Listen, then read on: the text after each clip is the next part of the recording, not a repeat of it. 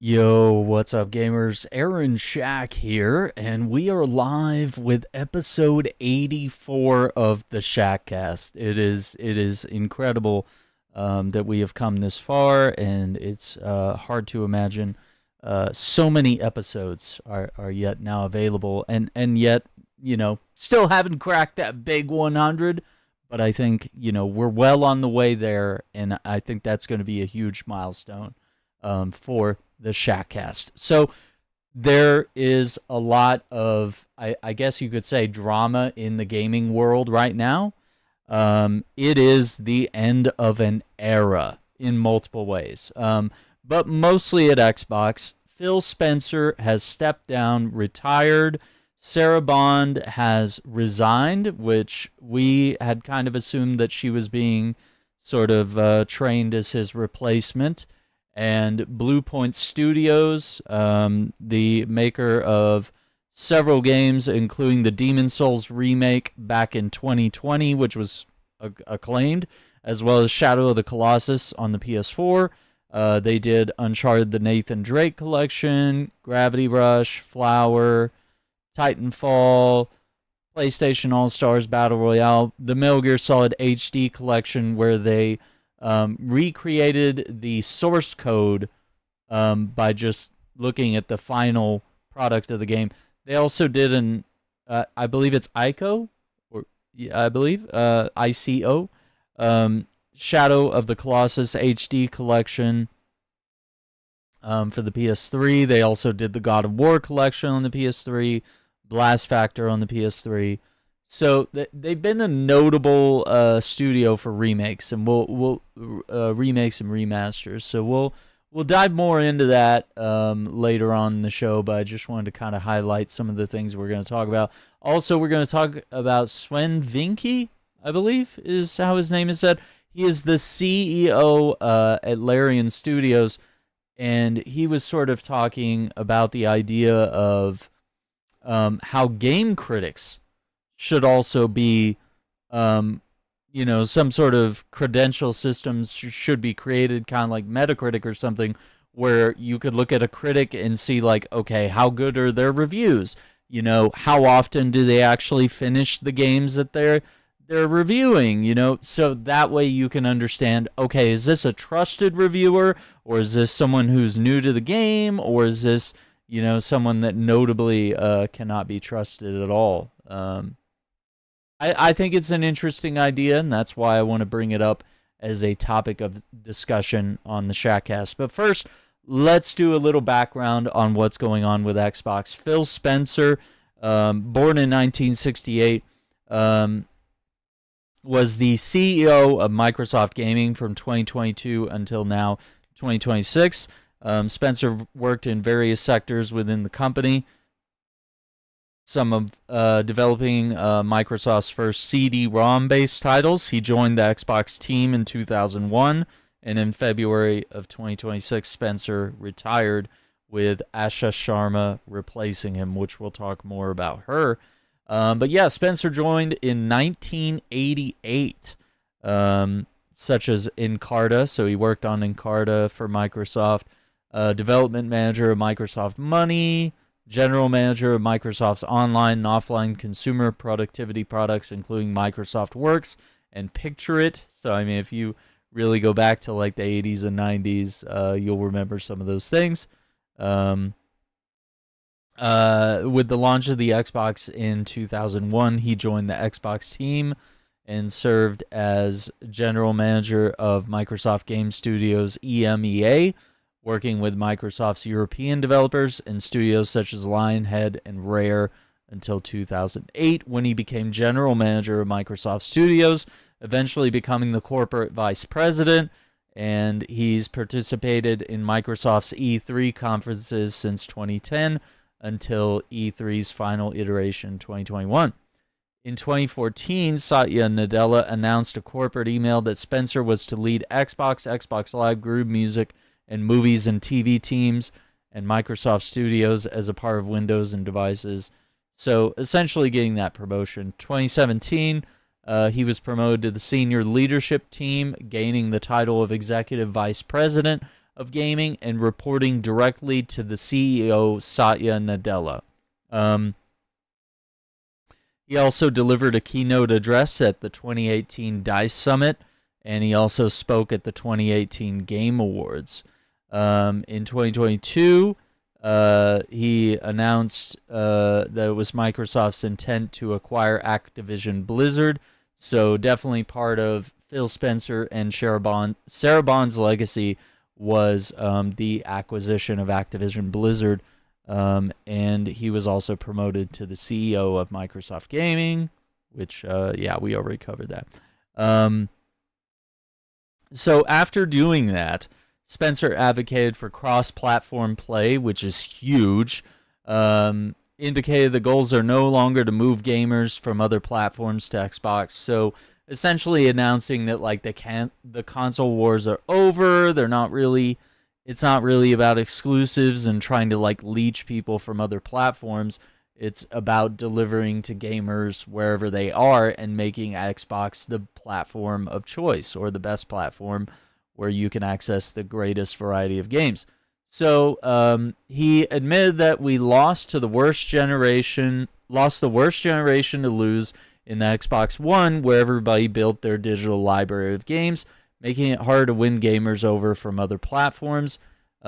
He reintroduced backwards compatibility to the Xbox platform, purchase of Mojang, which is the people that make Minecraft, which is huge. Whether you like Minecraft or not, it's a huge acquisition. And Bethesda, which was also very huge. The introduction of Xbox Game Pass, which has been sort of the greatest service in gaming, where you're able to pay like a monthly fee to access a large amount of games. Of course, the price has gone up for that, leaving us with questions as to whether that's actually good anymore. He also launched the Xbox Adaptive Controller, which is, for accessibility's sake. It has a lot of attachments and stuff.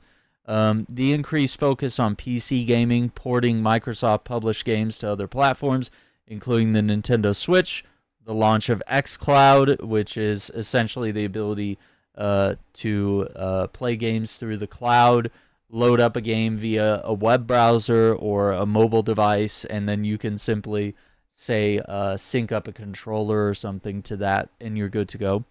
Increasing the number of first-party development studios was also a key focus.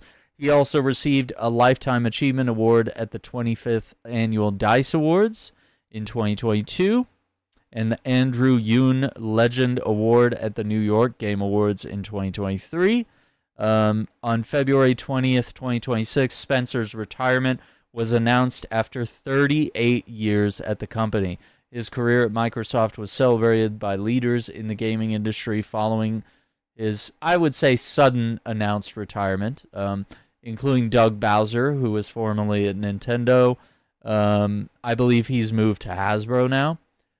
Peter Moore and Reggie Fils-Aimé. Reggie, of course, being formerly at Nintendo, and Peter Moore formerly being president of Sega, but also president at Microsoft's Interactive Entertainment business division. The announcement of Spencer's retirement also prompted Sarah Bond's resignation as president of Xbox, so directly below him. So Spencer is also noted in an email to Microsoft employees. Last fall, I shared with Satya I was thinking about stepping back and starting the next chapter of my life. But it also seems like that departure was very sudden and not planned. Spencer was replaced by Asha Sharma, an AI executive at Microsoft, as head of Xbox. We'll talk more about her history and what we could potentially expect from her. Spencer graduated Ridgefield High School in Ridgefield, Washington, earned a bachelor's degree in technical and scientific communication from University of Washington. He lives in Seattle with his wife and 2 daughters. Yeah, so maybe some more time with the family, maybe some time to game or invest in other hobbies and businesses. Who knows? he serves on the boards of the First Tee of Greater Seattle and the Entertainment Software Association. So, a storied career. I believe he's 58 years old. And a legacy at Microsoft from 1988 to 2026. CEO of Microsoft Gaming from 2022 to 2026. There will never be another one like him. Sarah Bond, we're going to talk a little bit about her and her background. Born in 1978, former president of Xbox at Microsoft, where she oversaw the brand's operations as a platform and ecosystem, including hardware and devices, player and creator experiences, platform engineering, strategy, business planning, data and analytics, and business development and partnerships. She's an economics graduate from Yale University, holds an MBA from Harvard Business School. Let's see. She began her career as an associate partner at McKinsey & Company, transitioned to T-Mobile, where she held key roles, including chief of staff to CEO John Legere, and later senior vice president of corporate strategy and development. 2017, she joined Microsoft, starting as a corporate vice president overseeing gaming business development and partnerships at Xbox. She later assumed the position of corporate vice president of game creator experience and ecosystem. She played a pivotal role in representing Microsoft during the scrutinized bid to acquire Activision Blizzard, testifying at the 2022 FTC versus Microsoft trial. In 2022, she got the Visionary Award from GamesBeat for her contribution to the industry. October 26, 2023, Bond was promoted to the president of Xbox, reporting directly to Microsoft Gaming CEO Phil Spencer. But on February 20th, 2026, Microsoft CEO Satya Nadella announced that Bond would leave Microsoft. She serves on the boards of organizations such as Zuora, Chegg, and the Entertainment Software Association. So also with Phil Spencer there. I believe she's 48 years old or so. She's been at Microsoft Gaming from 2017 to 2026. Once again, a BA from Yale University, an MBA from Harvard Business School. Title was President of Xbox. Now, regarding Asha Sharma, who is the replacement here, she was born in 89, so I guess she'd be about 36 or so. Same age as me, which is crazy. Let's see. American business executive. She's executive vice president and chief executive officer of Microsoft Gaming. She succeeded Phil Spencer on February 23rd, 2026. She served as president of Microsoft's Core AI product, which kind of sets off a lot of red flags for a lot of us. AI is taking over and kind of destroying everything, and there's AI slop, and there's data centers that are taking our water and destroying our land and causing noise pollution, and, you know, just not a good thing overall. So she began her career at SC Johnson at 17, which is crazy, earning a degree in business from University of Minnesota.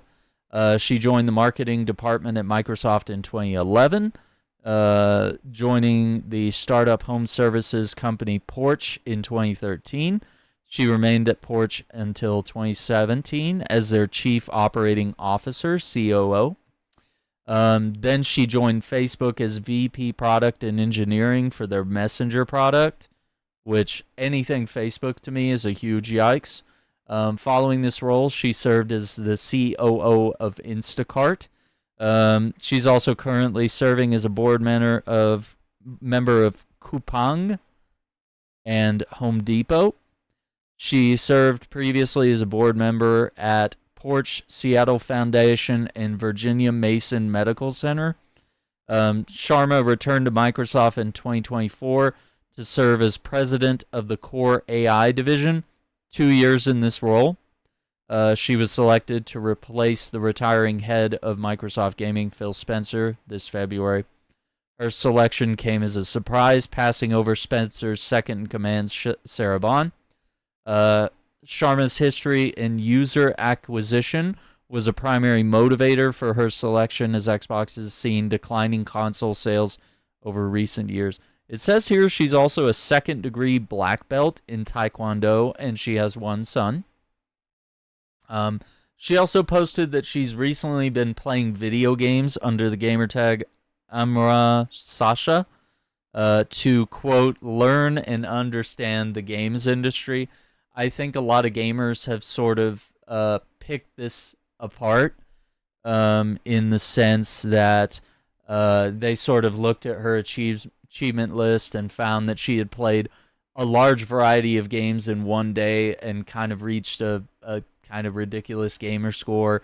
She then came out and said that it was like a family account, and it's since been split up into separate accounts since. I don't know. It all sounds shady. Also, people were saying that her tweets were potentially written by AI. There's no clue. You can't trust anything nowadays. The next thing I want to highlight, and I'll bring it up on screen here, is this is a post from November 14th, 2024. This is something that is both like Phil Spencer and Sarah Bond's baby is Xbox Game Pass, and this is an Xbox campaign, which has both its successes and failures, but I think also right now we're seeing a lot of articles going around. They're sort of trying to make Sarah Bond the scapegoat for all of Microsoft's failures. And that may not necessarily be entirely true. I don't think you can hang it all on one person, but I think that's what journalists and gamers and maybe even executives at Microsoft are looking to do here. But yeah, so without reading the whole thing, essentially they're saying, you can play on an Xbox console, a PC, there's a Samsung Smart TV app, handhelds, mobile phones, Amazon Fire TV, a MetaQuest headset. You can use Game Pass Ultimate to play with Xbox. Yeah, they're saying you're probably reading this on an Xbox-enabled device, which is true. That can be powered on with the help of cloud gaming or the Xbox app for PC. And so to varying degrees, they were like, okay, this is an Xbox, this is an Xbox. Steam Deck is an Xbox. ROG Ally is an Xbox. This is a cat box. This is a Beno box. This is a phone, This is still an Xbox, even though it's a Series S. Like, that's fine. So yeah, they were kind of just doing weird things by quizzing people on like what is and isn't an Xbox. So I mean, it is kind of clever and cheeky, and there is merch for it as well. I just don't. I think it was a very confusing ad thing. I think initially, had they been more specific that like, hey, you can literally play Xbox everywhere, and here's how, instead of just saying this is an Xbox with like little to no explanation, right? So it's an interesting thing. But I think it's both a success and in some ways a failure. Next, I'd like to read Phil Spencer's tweet here. This is February 20th, 2:56 p.m., 2026. It has got 5.3 million views, which is wild. It's rare in life to know when a chapter is closing, but after 38 years at Microsoft, that moment has arrived for me. I've made the decision to retire and begin the next chapter of my life. It's a milestone that's given me a chance to reflect on the incredible journey I've been fortunate enough to share with so many of you. I'm excited for Asha Sharma as she steps into the CEO role. She's joining an incredible group of people, teams full of talent, heart, and deep commitment to the players they serve. Watching her lean in with curiosity and a real desire to strengthen the foundation we built gives me confidence that our Xbox communities will be well supported in the years ahead. Thinking back to my start as an intern in 1988, which is a year before I was born, I never could have imagined the path ahead. I've been lucky to work with so many passionate creators, partners, colleagues, and players across the industry, people who challenged me, taught me, and made this work full of joy and wonder. Thank you to everyone who's been part of this chapter. This community has meant more to me than I can say. From here, I'll keep doing what's always mattered to me, cheering on the teams, pushing this industry forward, and playing alongside this incredible community. I'll see you online.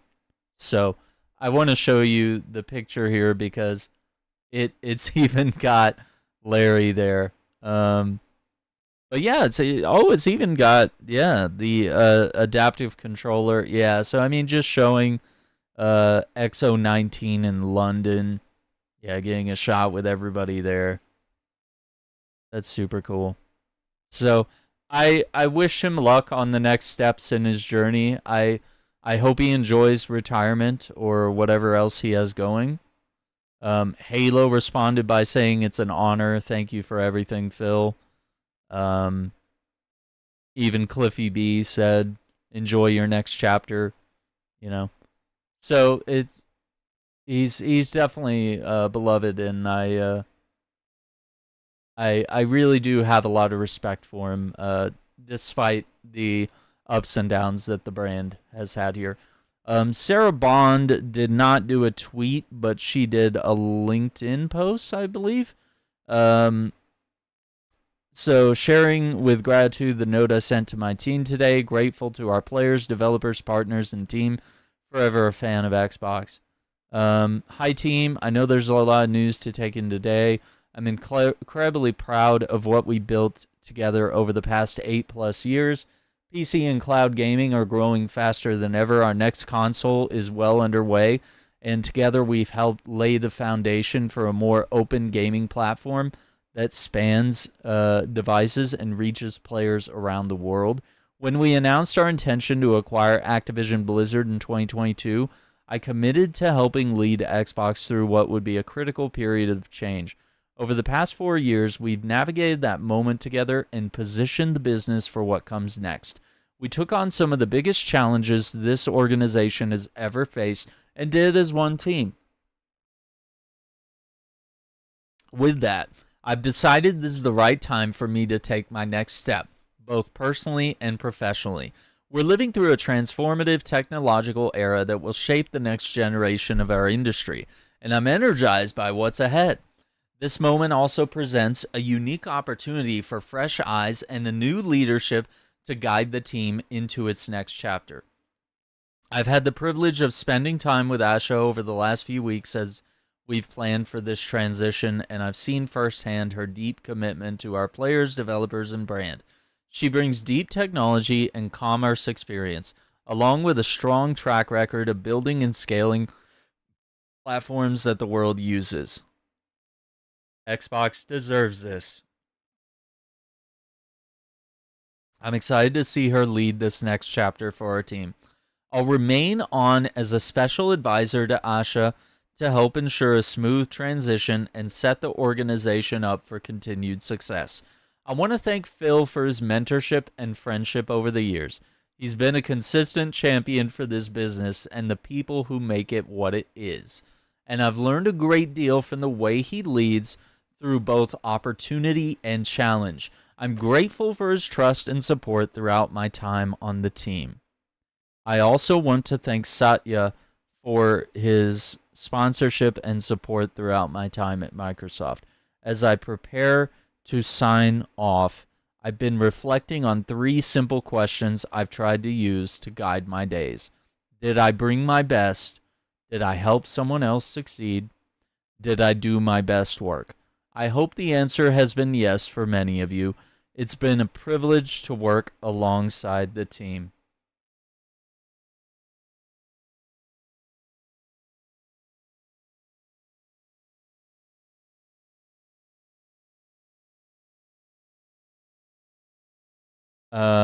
Always Sarah. Now, I want to take a look at actually yesterday. Asha put out a tweet here. I'll just kind of show it briefly. I don't think there's too much value in reading this particular one. But it's got Phil Spencer and Asha and Matt Booty, and it looks like they kind of gathered a lot of the team in a main, courtyard type of area, and they sort of had like the official announcement. I think some of the great things here is that they talk about that when Phil took over Xbox in 2014, that was a pivotal moment. He pushed for backwards compatibility because players asked for it. He helped bring Xbox One X to life, which, if you remember the Xbox One X, this was a higher powered Xbox One that was achieving frame rates of 60 FPS, and there were sort of talks about it being like the first modular console where it was like, oh, you could stick some more RAM, or you could, put in additional hard drive space, which a lot of those things eventually came to the Series X and S. He created Game Pass, and through it all, he recentered our decisions around players and creators. So I think those are all really good things. He also really expanded the brand in the East, like out in Japan and Korea and China and all that stuff. We're seeing a lot of studios and a lot of games coming from there. Let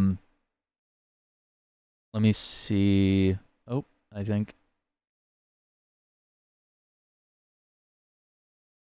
And I'm also going to read from a blog post here from Asha. And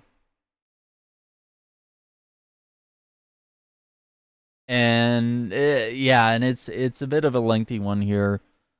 But yeah, if I'll just pull this up so you can see her here. But yeah, Satya Nadella, chairman and CEO, and members of his executive teams shared these communications with employees. So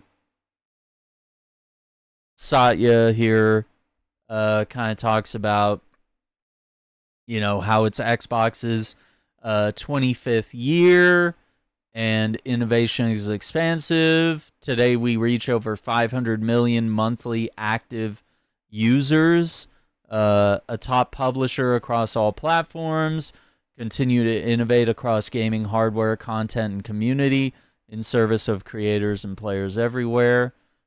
He sort of announces Asha Sharma taking over as executive vice president and CEO of Microsoft Gaming, so reporting directly to him. Also,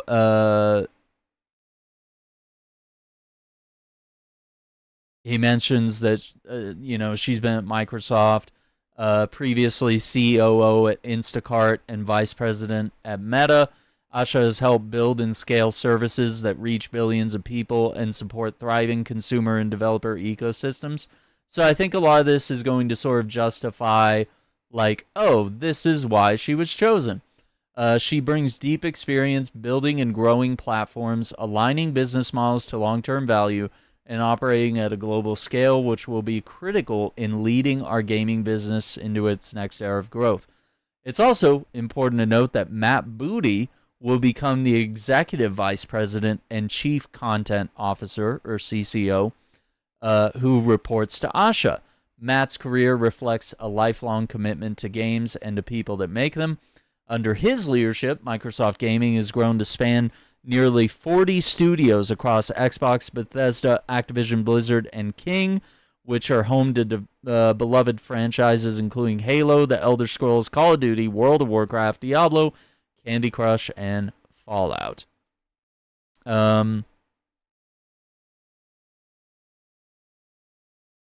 So yeah, he thanks Phil. 38 years at Microsoft, 12 years leading gaming. He talks about the Activision Blizzard thing. So I want to move down. We've already read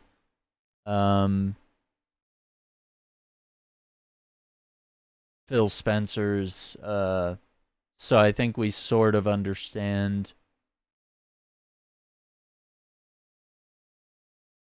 Yeah. I don't think there's anything new there. So I want to read what Asha Sharma is saying next here. She says, "Dear team, today I begin my role as CEO of Microsoft Gaming. I feel two things at once, humility and urgency. Humility, because this team has built something extraordinary over decades. Urgency, because gaming is in a period of rapid change and we need to move with clarity and conviction. I'm stepping into work shaped by generations of artists, engineers, designers, writers, musicians, operators, and more who create worlds that have brought joy and deep personal meaning to hundreds of millions of players. The level of craft here is exceptional and is amplified by Xbox, which is founded in the belief that the power of games connects people and pushes the industry forward. Thank you to Phil for his leadership and to every studio, platform, and operations team that built this foundation. We are stewards of some of the most loved stories and characters in entertainment and bring players and creators together around the fun and community of gaming in entirely new ways. My first job is simple. Understand what makes this work and protect it. This starts with 3 commitments. First, great games. Everything begins here. We must have great games beloved by players before we do anything. Unforgettable characters, stories that make us feel, innovative gameplay, and creative excellence. We will empower our studios, invest in iconic franchises, and back bold new ideas.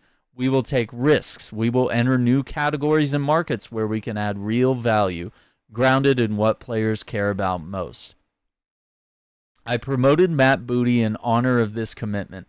He understands the craft and challenges of building great games, has led teams that deliver award-winning work, and has earned the trust of game developers across the industry. Okay, so that sounds really good, right? I don't think I have a problem with that. I think that's something I've always wanted Microsoft to see, but what they've needed for a long time now is a win. They've needed good games to come out. Scalebound, canceled. Perfect Dark, canceled. State of Decay 3. It's been in development for like almost a decade. And we've only just seen like bits and pieces of footage. It just seems like everything we hear about regarding.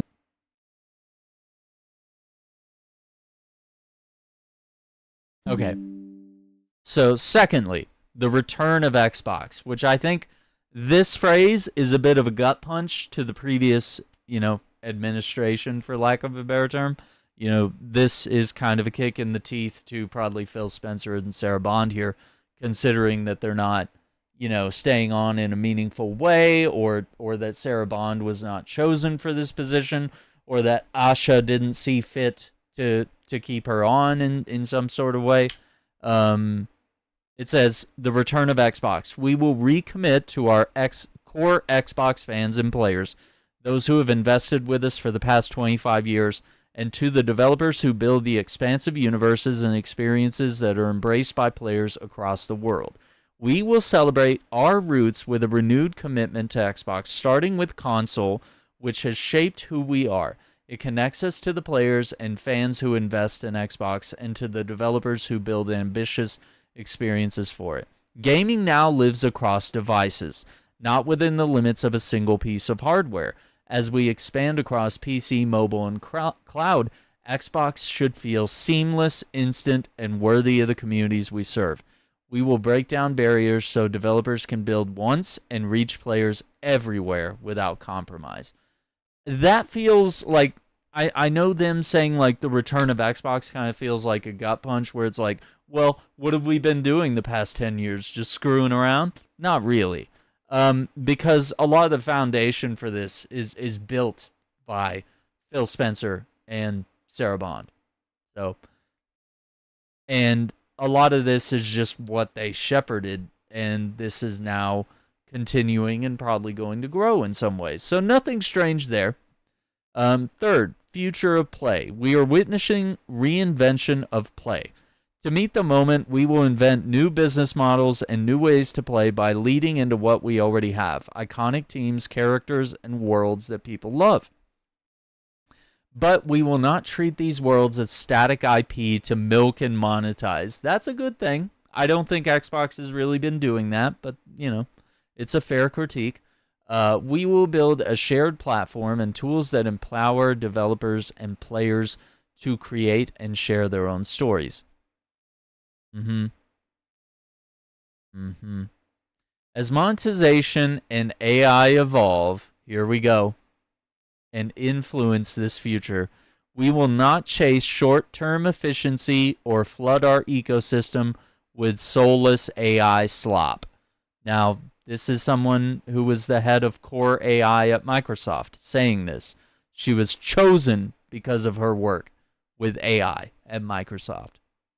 Games are and always will be art, crafted by humans and created with the most innovative technology provided by us. The next 25 years belong to the teams who dare to build something surprising, something no one else is willing to try, and have the patience to see it through. We have done this before, and I'm here to help us do it again. I want to return to the renegade spirit that built Xbox in the first place. I like that. That's a good phrase. It will require us to relentlessly question everything, revisit processes, protect what works, and be brave enough to change what does not. Thank you for welcoming me into this journey, Asha. So overall, I think it's a fairly good statement. There's a few gut punches and a few things that will probably leave you scratching your head. I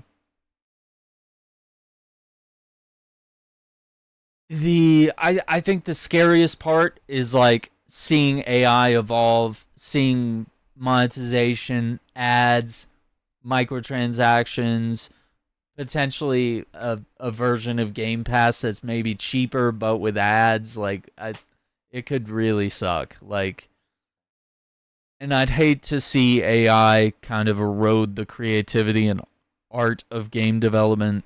But that's where a lot of things are headed. I mean, we're seeing a lot Disney cooperating with AI. Microsoft is making all this money because of AI slop.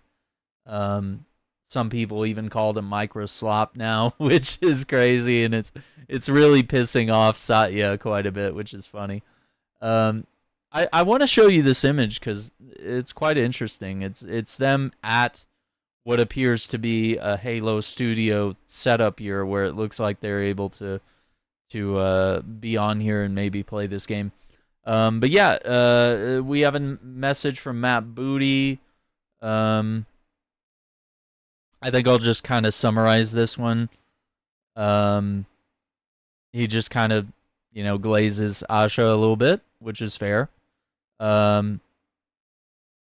Just sort of saying that, we have a strong pipeline of established franchises, new bets we believe in, clear player demand for what we're building, just creating the conditions for the teams to do their best work. There are no organizational changes underway for our studios. So yeah, nobody, I guess, maybe no fear of layoffs or something at this moment. So what do I think about all this? It's both an exciting and scary time for both Microsoft and Xbox. I think this was the first generation where I bought an Xbox out of like just for fun or like just for loyalty's sake in a way. Because like really buying an Xbox now is not mandatory. There are Xbox games on the Switch. There are Xbox games on PlayStation. There are, of course, Xbox games on the PC. And I think that should continue. I think that's a good thing. That, there's no console exclusivity. But also it leads you to question, like, okay, do I need to drop $500 on a gaming console if I already have a PC or a PS5 or whatever? The question for me was, yeah, it kind of is a waste of money, but I've enjoyed Xbox platforms. I have a lot of games there, of course. I can simply hook up my external hard drive and access a lot of my older titles very quickly. I used to really like the UI and some of the features and the party chat. I think since it's been kind of corrupted by ads and a weird layout, and it's just not the same. I also kind of think the same of the PS5 layout. It's just not as good. I don't think the PS4 layout was particularly strong either, but I think having dashboard themes was cool, and I think probably the PS3 was probably the peak of UI for PlayStation, at least in that sake, and probably Xbox 360 to Xbox One had some very interesting UI in that regard. So it's like I can play Gears of War and Halo like pretty much anywhere, and if I'm gonna get better fidelity on a PC, I'll play it there. And if I get better performance on a console, more reliable performance, especially when I'm streaming, sometimes I'll just play on my Xbox. So I don't see anything wrong with that. It just makes it hard to sell Xboxes when this has become the new business thing. And I've seen people say that, and it's probably a small minority of people saying, like, we want exclusives back. Like, that's what makes us special. And it's, you know, I don't know. I mean, I think you should, if you do exclusives, keep it within the Microsoft ecosystem. So, cloud, Game Pass, Xbox, PC. Not every future game needs to go to PlayStation or Nintendo. But I like seeing, like, for example, Fallout 4 just ported to Nintendo Switch 2. Pretty cool. So it's a scary time for Xbox in the sense that we don't know what directions they're going to choose or what good or bad decisions they might make. There's a lot of corporate speak happening right now, which is kind of scary. We have what I believe is sort of a lot of mismanagement of a lot of these studios, and maybe it's not having clear goals or having a good publisher or meeting timelines. It could be anything that's causing, games to show up as flops, get canceled, or games to be just kind of stuck in a weird development hell. That is not great because I think they need a win. I think they need a game that hits on par with like Uncharted, The Last of Us, Horizon Zero Dawn. Like they need. It doesn't necessarily have to be single player. It could be multiplayer, but like remastering Halo again or remaking it, and it's only the campaign, it's not multiplayer. Halo Infinite not doing super well. You just don't have anything that like super calls people to Xbox other than the backlog, which is great, which is super great. Those are timeless and great games. But yeah, you don't really have anything new for people to continue to playing and coming back to and to choose your platform in that respect. So to me, even though Phil was planning to retire, and I think we knew he was getting of that age, like I said, he's 68. Retirement age typically in the U.S. is 65 and older. So yeah, it's kind of like he probably stayed on so he could hit that 25-year landmark of Xbox being a thing. But I also think at the same time, him and Sarah Bond departing around the same time and her stepping down, just kind of staying on to make the transition smoother, and not really hearing a lot from Sarah Bond. And actually that morning, there was a scheduled tweet about like Fallout or accessibility, I believe it was, that came out. So you could tell that like if that came out in the morning and then only hours later her stepping down was announced, it seems like she probably didn't know, or there's like a little bit of a weird negotiation going on there. And I think the choice not to keep her on is also like there's definitely some drama here that we may or may not ever hear about, because it's really the kind of things that can like damage brands and reputations and stuff like that. So a lot of people don't typically share this stuff, but also, you know, there could be leaks to the press. There could be conversations that are had 5 or 10 years from now when it's a foregone conclusion. It doesn't really matter anymore. And people can talk about things freely. I'm not going to go on like off on wild conspiracy theory tangents or anything, but I do think it's all rather unusual, suspicious, strange, that, you know, this would feel so sudden rather than, you know, it could have been cool to be at like a conference or something and say like, hey guys, I'm stepping down, but like I want to leave you with this, this, and this, and you know, I want to thank everyone. Like, you know, there could be a nice farewell tour or a show up at the Game Awards or whatever, you know, all these different things. I don't know. But it also leaves the end of an era in the sense Reggie's gone. The guy at PlayStation, Layton, I believe, who I didn't really like all that much, he's gone.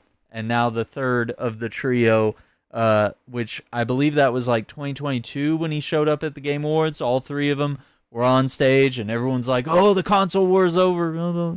Okay.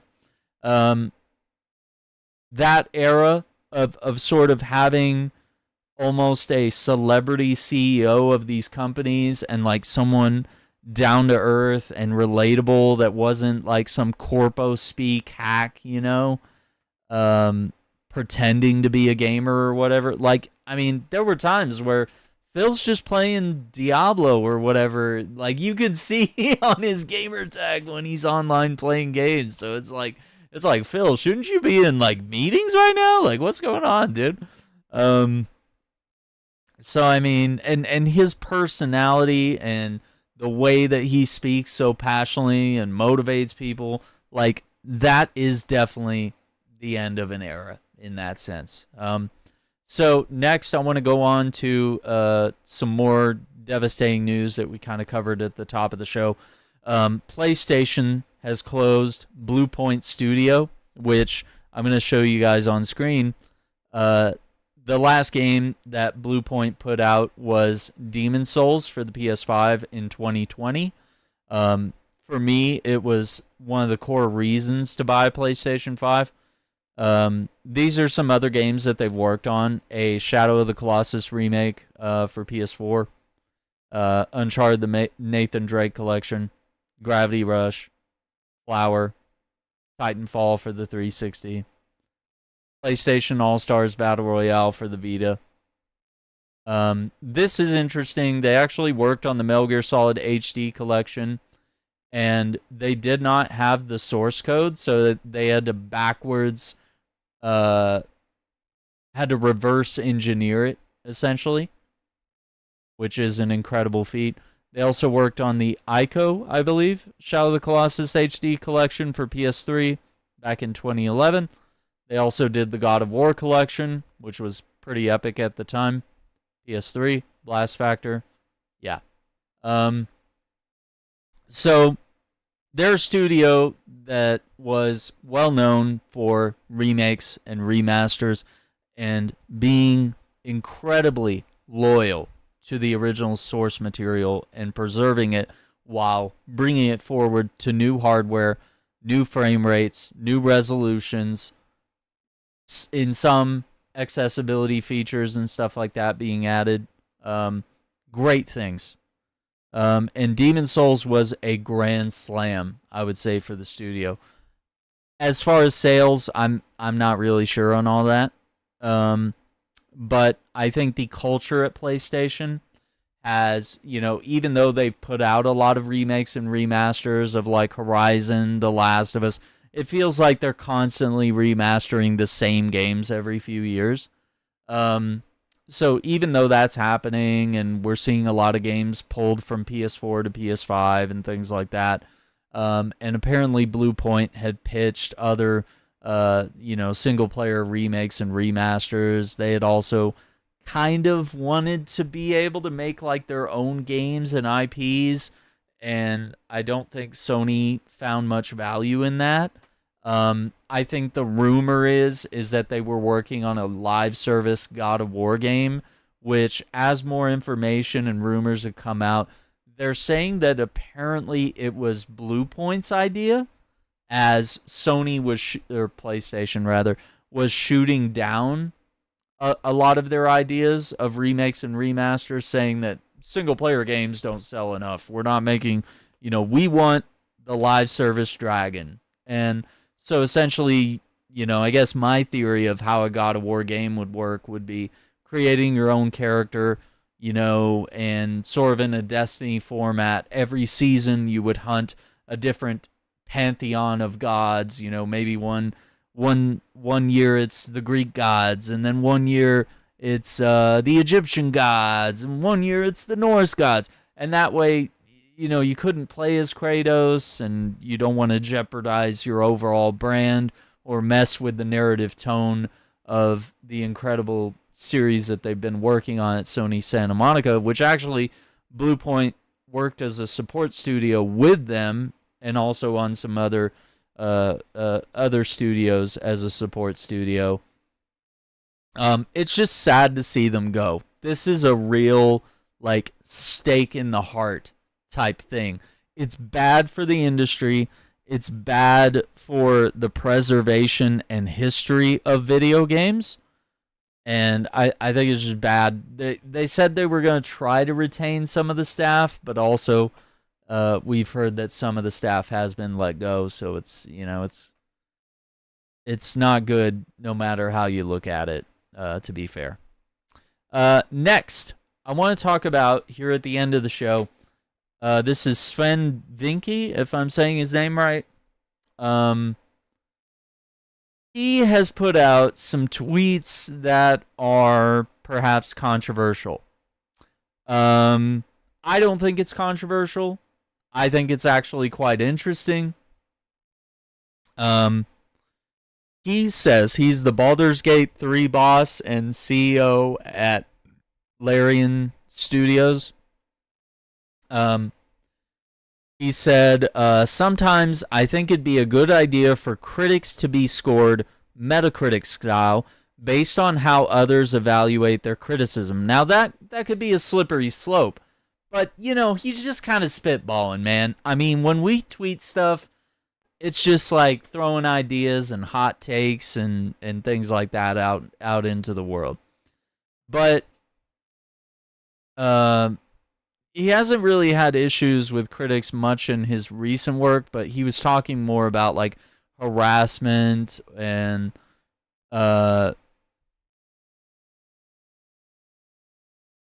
how some critics won't review games that are considered to be failures or give devs a second chance after they've had a failed game. It's kind of interesting because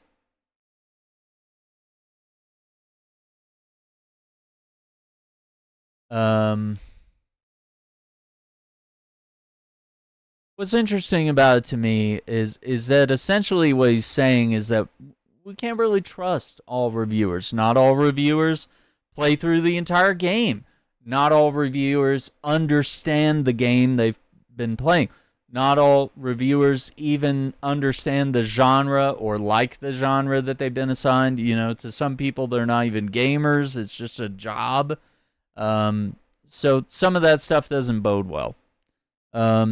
So I'm going to read a few tweets here and try to get some context here. But he says, I don't like people shitting on things others have created. Putting something out into the world makes you vulnerable.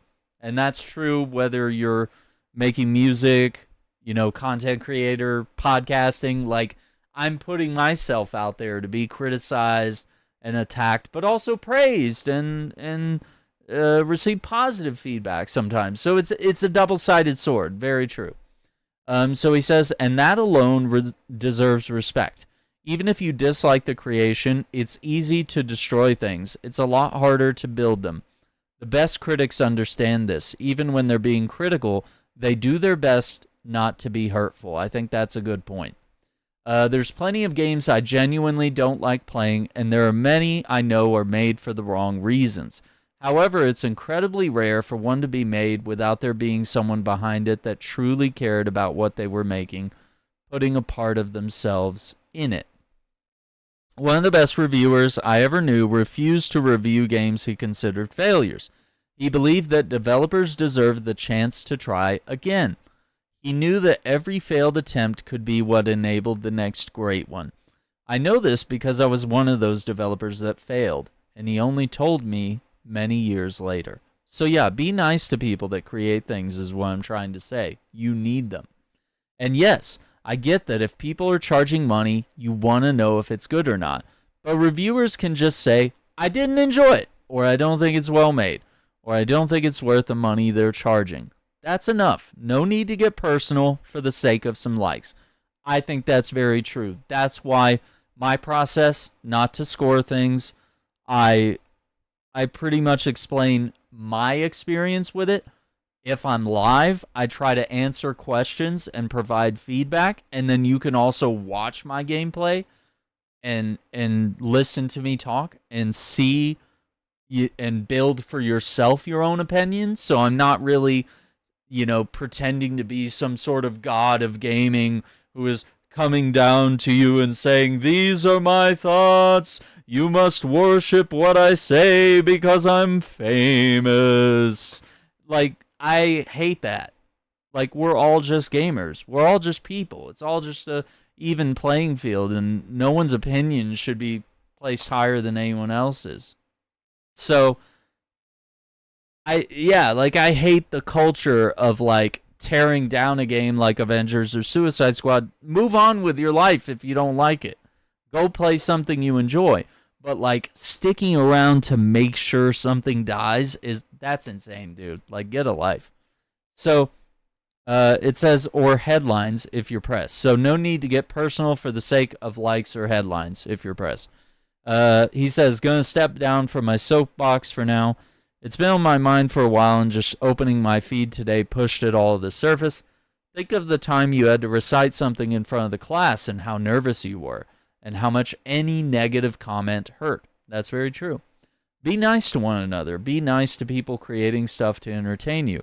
Treat them like you would like to be treated if you made something. Consider it a strategic investment in the quality of your future entertainment. You won't regret it. Addendum. It needs to be said, apparently, but I don't like developers or publishers shitting on players either. And I certainly don't like those that milk players who love their game. I understand why players are upset by it. It upsets me too. I hate it wholeheartedly and vowed that Larian would never engage in it. My little thread isn't about defending these practices, which I never pulled that, but like obviously dumbasses on Twitter, are doing this. So what I'm trying to say is that most creative souls are sensitive souls, and these sensitive souls are the ones that care the most. When they check out because they can't handle the vitriol, we all lose because what's left are those that don't care. The effect the words have on those sensitive souls may not be underestimated. You don't want them to lose their idealism and love for players. There's other ways of dealing with player exploitation. Not playing the games is probably the best one. You don't have to verbally hurt the people behind the game to express your disdain. If enough people stop playing the games that don't respect players, those in charge will get the message and change course soon. There's enough other games out there. There you go. And I just see people like in the comments complaining about High Guard and just being weird, and I don't know.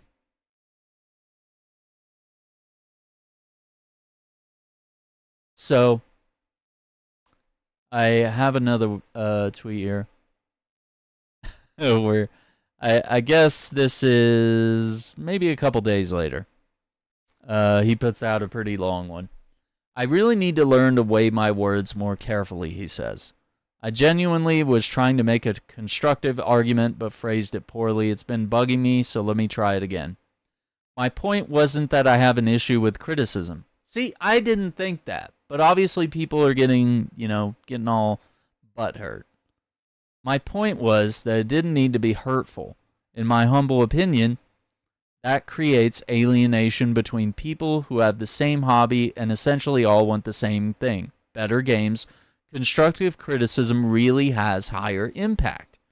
I get that there's a lot of disappointment out there. Good games are being mutilated to turn them into money machines, and that obviously causes a lot of frustration because it makes the games worse. I think I've been fairly vocal about my thoughts on that, and I'll continue to rant against those responsible because they devalue something I care about deeply. But they were not the ones I was thinking of when writing my words. Instead, I was thinking of those who truly care about their craft and want to continuously improve what they're making.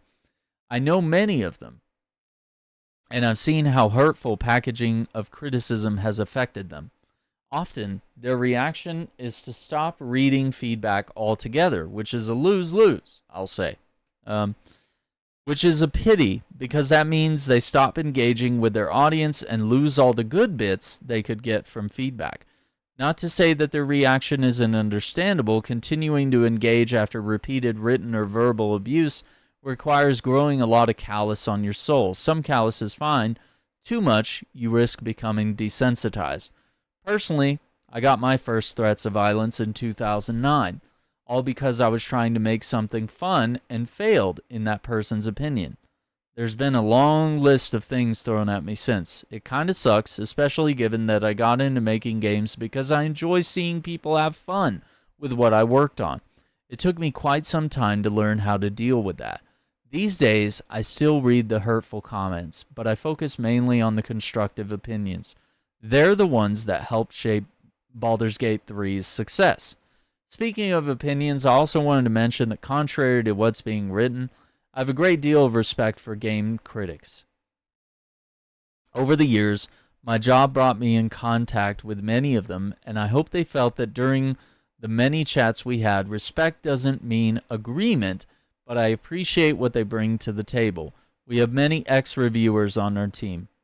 They are my first port of call whenever I work on something for too long and can't tell if it's good anymore.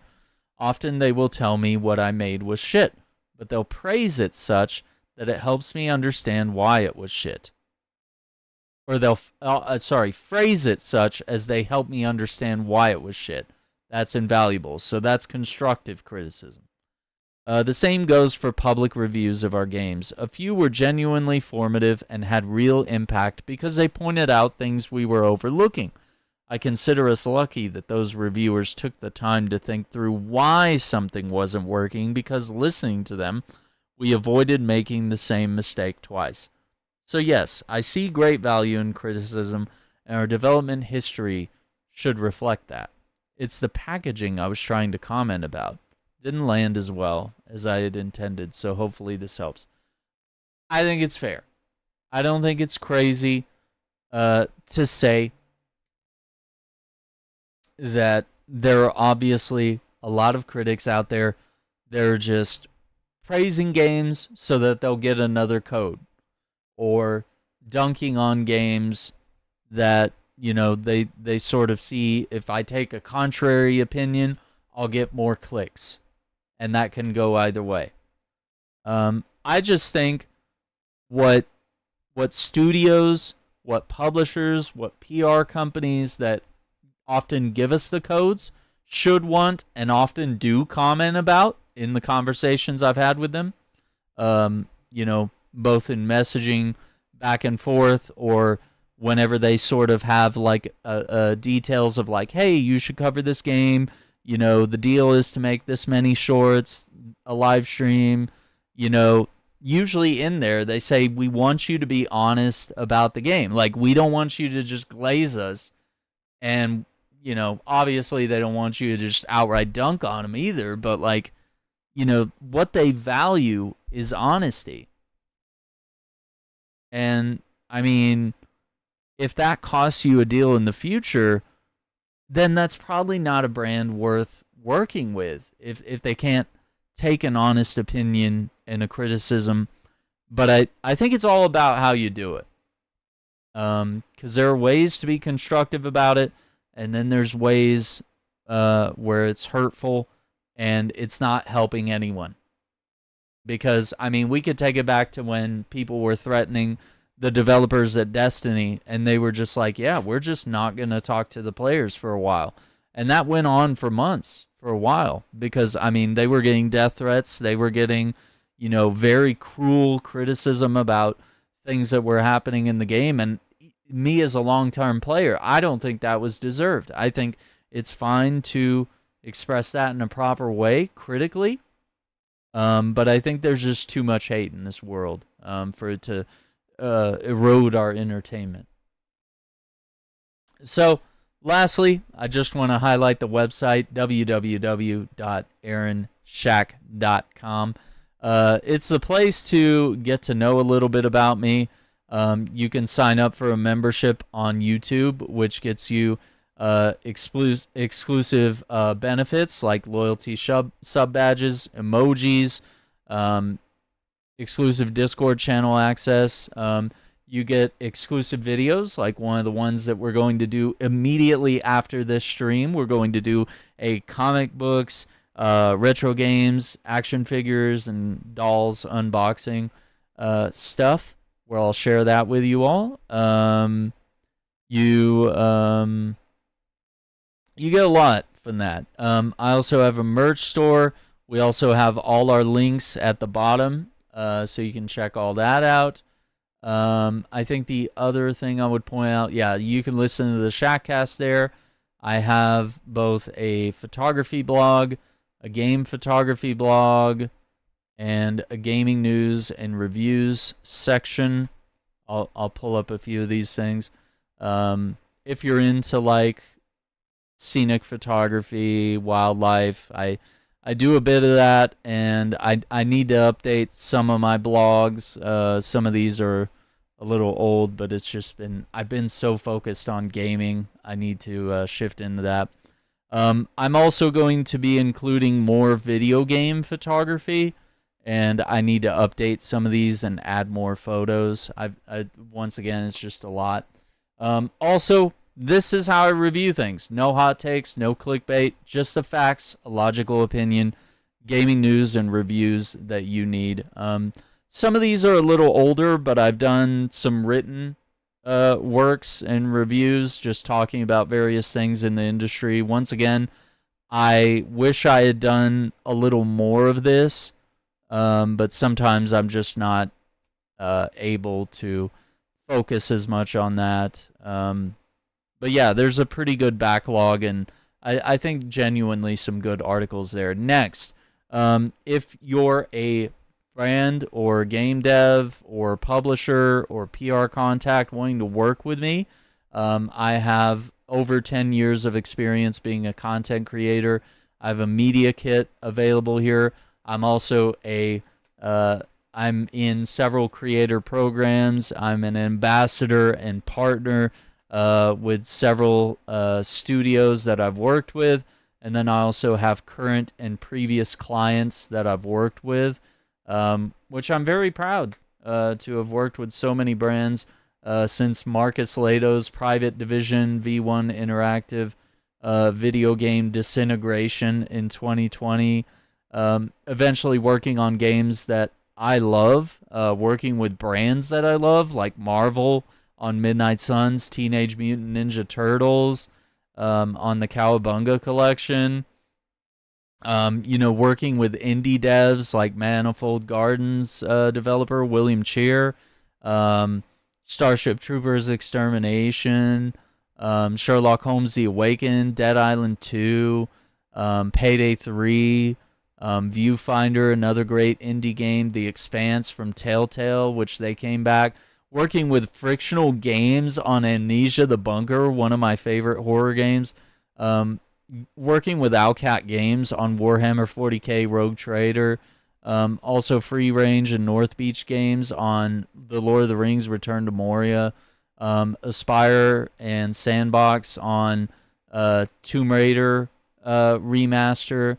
The Rogue Prince of Persia from Evil Empire and Ubisoft. And Outright Games with DC's Justice League Cosmic Chaos. Game Site for reaching out after 11 years of playing Destiny 2 and getting a code to play the final shape. Being able to work with Bungie on that is incredible. And of course, IO Interactive, one of my most beloved franchises, hooking me up with Hitman World of Assassination was incredible. Capcom for getting me a code for Dragon's Dogma 2 and also Final Fantasy 16 from Square Enix. Funcom, being a Funcom creator for Conan Exiles and Dune Awakening, that's been absolutely incredible. There's just so many great things on here. Working with Xbox as a PC Game Pass partner, there's just so many great games here that I've had the opportunity to work with brands and developers on. I really appreciate it, and I always provide good and honest feedback, and I always do really good promotion for these games where I cover them on the channel. So feel free to reach out if that's your thing. So this has been episode 84 of the Shackcast. Hang tight. If you are a member on the channel, we've got a treat for you. We got a video right after this. So once again, I want to thank you all. I'm going to be out of town for about a week here until the 4th. So I'm going to be covering Monster Hunter Wilds, the new content for Hitman, Resident Evil 9 Requiem. I'll try to stream that. I'm going to take my PlayStation 5 with me, and I'll try streaming direct from the console. I'm not going to be able to take my rig and the lights and the camera and all that stuff. So it'll be kind of an old school, like stripped down type of stream. It'll be really fun. So I'm going to enjoy that. It'll be tons of fun. But yeah, I wanted to get this Shackcast out there so that we could talk about all these issues. They may develop more over the next few weeks. We may learn some more things. We'll cover it on future Shackcast episodes. But other than that, I'll see you guys March 4th or 5th, something like that. But yeah, still be streaming. So once again, thank you all for watching. Thank you for listening. Make sure you leave a review on podcast outlets. Let me know in the comments anything you liked about the show or would like to see on the show. And until next time, take care, be safe, and hang tight if you remember, because we have a special video for you. Take care. We'll see you in a bit. Bye.